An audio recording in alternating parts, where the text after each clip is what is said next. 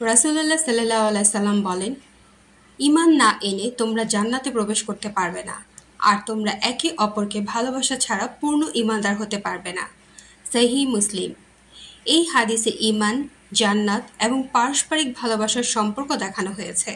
একে অপরের ভালোবাসা ঈমানের পূর্ণতার অংশ। রাসূলুল্লাহ সাল্লাল্লাহু আলাইহি সাল্লাম বলেন, তোমাদের কেউ ততক্ষণ পর্যন্ত মুমিন হবে না যতক্ষণ না সে তার ভাইয়ের জন্য সেই জিনিস পছন্দ করে যা সে নিজের জন্য পছন্দ করে।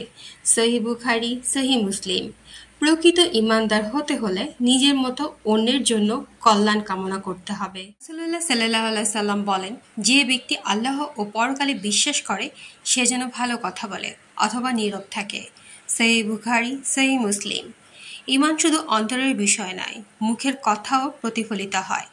ভালো কথা বলা বা চুপ থাকা মুমিনের গুণ। সাল্লাল্লাহু আলাইহি সাল্লাম বলেন, মুমিনরা পরস্পরের প্রতি দয়া, ভালোবাসা ও সহানুভূতিতে একটি দেহের মতো। সহিহ মুসলিম।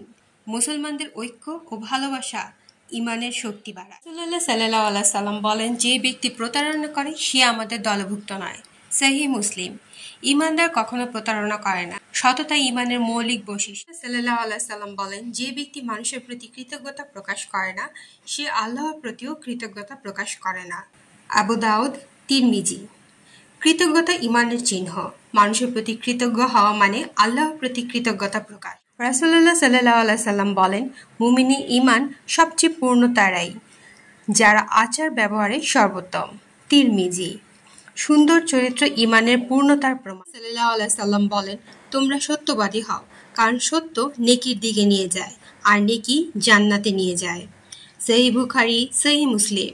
সত্যবাদিতা ঈমানের ফল, যা জান্নাতের পথ খুলে দেয়। রাসূলুল্লাহ সাল্লাল্লাহু আলাইহি সাল্লাম বলেন, লজ্জা ঈমানের একটি শাখা। সহিহ বুখারী, সহিহ মুসলিম।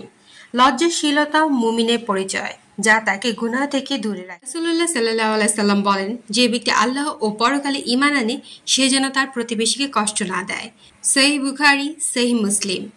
প্রতিবেশীর প্রতি সৎ ব্যবহার ঈমানের অংশ, যা সমাজে শান্তি আনে। যদি হাদিসটি আপনার ভালো লেগে থাকে লাইক দিন এবং অন্যদের জানতে শেয়ার করুন। আপনার মতামত ও অনুভূতি কমেন্টে লিখুন যেন আমরাও উপকৃত হই। এই কল্যাণের বার্তা ছড়িয়ে দিন, হয়তো আপনার শেয়ার কারো জীবনে পরিবর্তন আনবে। দুনিয়ার জন্য নয়, আখিরাতের জন্য শেয়ার করুন, ইনশাল্লাহ সওয়াব পাবেন। লাইক ও শেয়ার করুন যেন বেশি মানুষ হাদিসের আলোতে আলোকিত হয়।